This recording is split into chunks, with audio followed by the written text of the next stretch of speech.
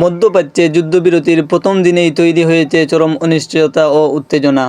শান্তির আশার মাঝেই আবারও সংঘাতের সংখ্যায় ঘনীভূত হচ্ছে পুরা অঞ্চলে। তেহরান থেকে অভিযোগ করা হয়েছে, যুদ্ধবিরতির প্রথম দিনেই একাধিক শর্ত ভঙ্গ করেছে ইসরায়েল।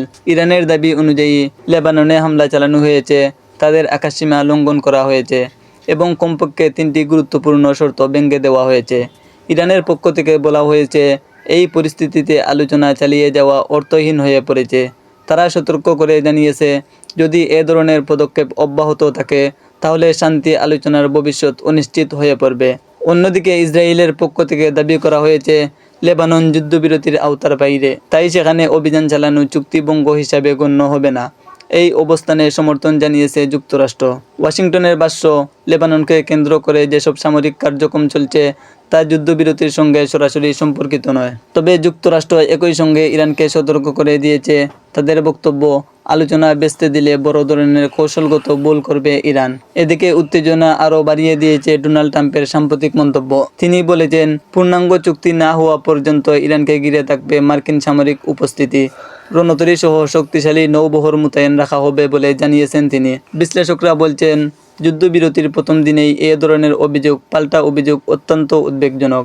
এটি প্রমাণ করে যে দুই পক্ষের মধ্যে অবিশ্বাস এখনও তীব্র। মধ্যপ্রাচ্য এমনিতেই দীর্ঘদিন ধরে অস্থিতিশীল অঞ্চলের মধ্যে একটি। লেবানন, সিরিয়া, গাজা বিভিন্ন জায়গায় চলমান সংঘাত পরিস্থিতিকে আরও জটিল করে তুলেছে।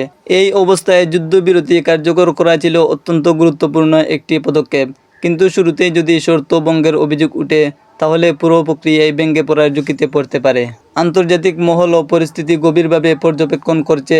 অনেকেই আশঙ্কা করছেন, যদি দ্রুত সমাধান না আসে তাহলে নতুন করে বড় ধরনের সংঘর্ষ শুরু হতে পারে। বিশেষজ্ঞদের মতে, বর্তমান পরিস্থিতিতে সবচেয়ে জরুরি বিষয় হলো দুই পক্ষের মধ্যে আস্থা তৈরি করা এবং নিরপেক্ষভাবে চুক্তির শর্তগুলো বাস্তবায়ন করা। একই সঙ্গে আন্তর্জাতিক মধ্যস্থতাকারীদের আরও সক্রিয় ভূমিকা পালন করার আহ্বান জানানো হয়েছে। এদিকে সাধারণ মানুষ সবচেয়ে বেশি ক্ষতিগ্রস্ত হচ্ছে এই সংঘাতের কারণে। যুদ্ধের প্রভাব পড়ছে অর্থনীতি, নিরাপত্তা এবং দৈনন্দিন জীবনে।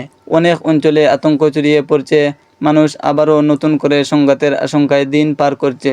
সব মিলিয়ে মধ্যপ্রাচ্য যুদ্ধবিরতির প্রথম দিনেই যে অনিশ্চয়তা তৈরি হয়েছে তা পুরো বিশ্বের জন্য উদ্বেগজনক বার্তা বহন করছে। এখন সবার নজর পরবর্তী পদক্ষেপের দিকে। আলোচনা কি চালু থাকবে নাকি পরিস্থিতি আবারও বড় সংঘর্ষের দিকে যাবে? আপনার মতামত কমেন্টে জানাতে ভুলবেন না।